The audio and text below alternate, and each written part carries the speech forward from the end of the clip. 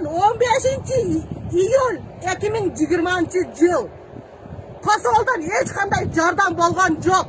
Посолдан аяқтан ақша менен өзінің туғандарını жөнөтүп атат. Кеше 24 июнь күні Москваға келдіңіз. 9 майды парадты өткізем деп. Не болдыңыз? Елдерге шарманда болып кеттіңіз мұндайға айтқанда.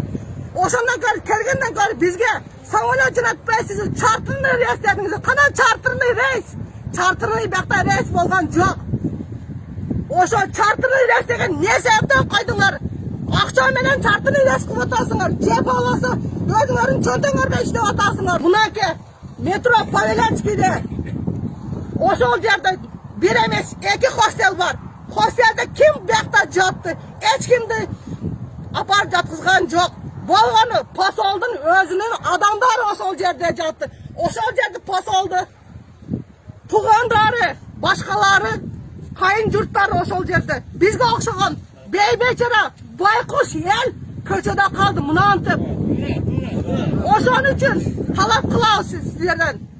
Бизди бул жерден алып кетиңерди талап кылабыз.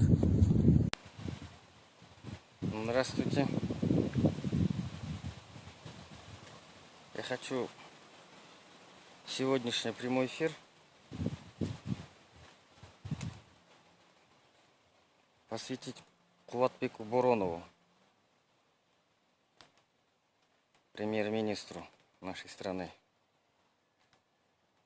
Вы, дорогой мой, как можете требовать, чтобы выходили из больничного врачи, медсестры с медицинским образованием люди? Как вы можете требовать, а? С какой стати вы можете требовать? С набитой вашим желудком, с набитыми карманами денег. Вы оборзели, поняли, Кубатбек Боронов?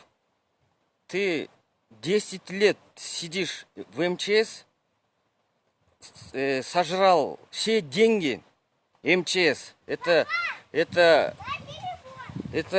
ступень, что соцфонд, что МЧС, да, для правящей кучки людей, кто приходит во власть. Это место, где разбогатеть, да? Ты там 10 лет, Кубатбек, сидел, ты там 10 лет бабки себе тырил. Тияқтан су ақты, бияқтан бірдеке түшті, бияғынан бірдеке олды деп тұрып. Эми сен не медиктерди чыгараткенсиң бе? Давай медиктер чыккыла, эшикке чык, жумушка чыккыла деп требовать кылып. Сен не асмандан түштүң бе, я, Кубатбек Боронов? Ты, вот, моей маме 71 год. Она выходит на работу, потому что она советский человек. Она не может в этот момент бросить. Она выходит на работу. Но если что с ней случится, кто будет виноват в этом, а? Кубатбек Боронов, ты что ли сможешь что-то сделать? Ничего не можете сделать, ни больницы, ни... Уже сколько об этом говорится, это Facebook весь трещит об этом, да, он говорит, ничто. Вообще нету у нас власти. Нету власти, мы сами все проблемы всегда, 30 лет сами все проблемы решаем. И тут какой-то Кубатбек Боронов, который обожрался, уже не знает, какое мясо жрет. Сидит, указывает, да, эй, ты должен, выходите люди медицинским образованием, все должны, с больничного, с отпуска. Ты вот этих своих чемпириков вытяни с отпуска, твоих друзей, табакташтарды, с кем ты там бухаешь, с кем ты жрешь, тамақтарды жейсің, ошолорду чакырып албайсың бы? Жанагы министрлеріңді тепкілебейсің, пускай они двигаются. Бияқтан чыгып алып туруп, тияққа чыгып, емелерге чыккыла деп, жумушчуларды деп, өзүнчө эле бир кыйын болуп туруп, кыйратып таштагансыпчы. Сен бул дүйнөдө эмне кыйраттың, я, ошо жашка келип алып туруп, артыңды карап туруп сүйлөчү, эмне кыйраттың деп. Медиктерге кечирим сурап, медиктерден Ой, кечирип койгула, алтындарым, кечирип койгула, ошондой болуп калды, чыгып койгула деген ордунда сен приказ берип атасың. Чыккыла деп. Сен приказ берчү, сен бар, эми үйүңө барып приказ бер аялыңа. Бере алсаң. Карасаң муну уже сүйлөп атканды. Мына айтып коеюн. Мен мам дагы кыргызча айтып атам, 71 жашта жумушка чыгып атат. Еще болгондо да айылдан өзүнүн ыктыяры менен, өзүнүн жол кереси менен өзү жетип атат. Менде машина жок, аны күнүгө жеткизип, анан кайрам эткенде.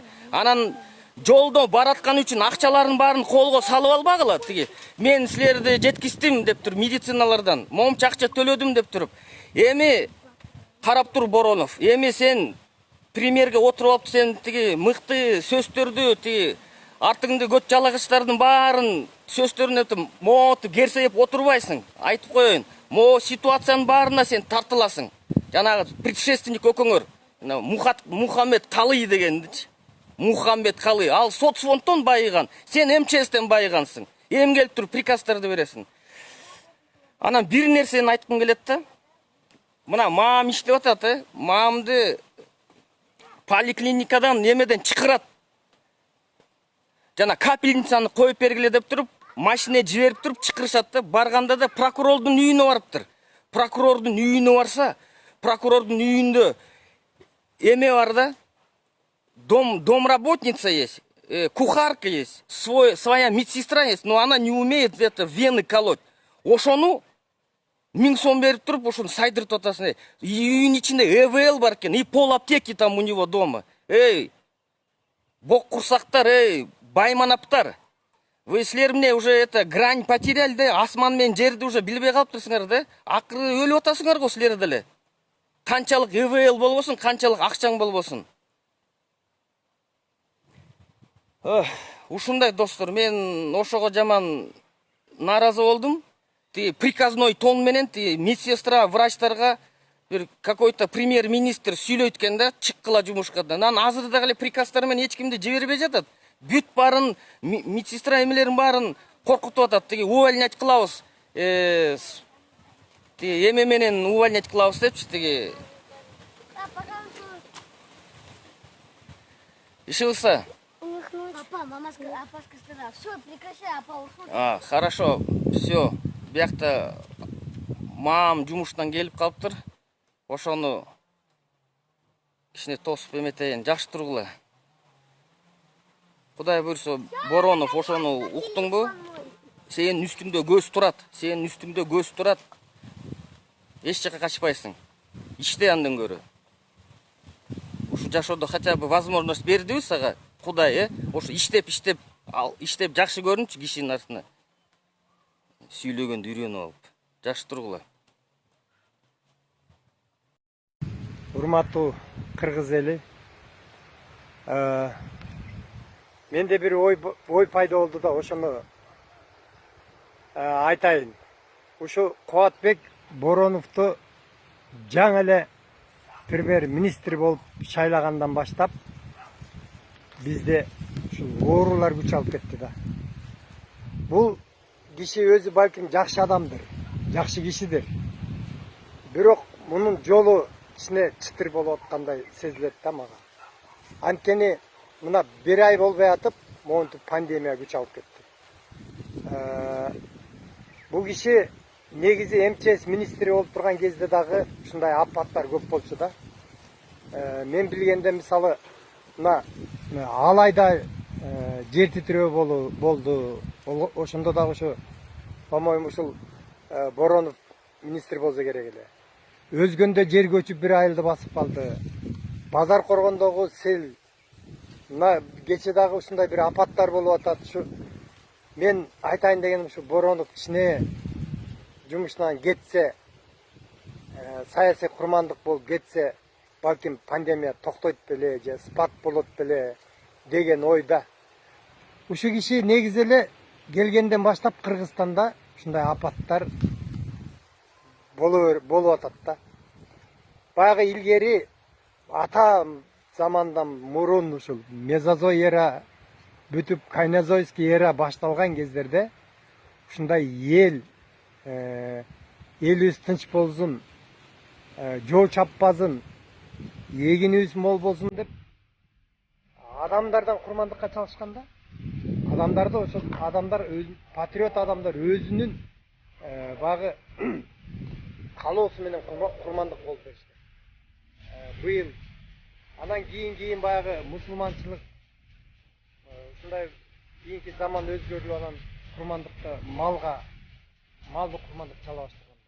Эми саясий курмандык болуп койсо жакшы болот эле да. Балким ушундай бир апаттар токтойт эле. Мени бирөөлөр айтышы мүмкүн, эмне көзүң ачыкпы, же адамдарың айтып турабы деп. Жок, андай эмес. Бул эми божомол да, мен дагы ооруп атам, мына азыр дагы монтип шамал болуп, бир мындай апаттар болуп атат да. Ушу Боронов, Кубатбек Бороновго дагы мен айтайын дегеним ушу. Силер дагы оюңар деле ошол керек. Ушу саясий курмандык болуп койсо жакшы болот эле да. Балким өзү жакшы адамдыр, бирок тазаланып, баягы өзү тазаланып, бир 3 жылдан кийин кайра бийликке келсе, балким оңолуп кетет.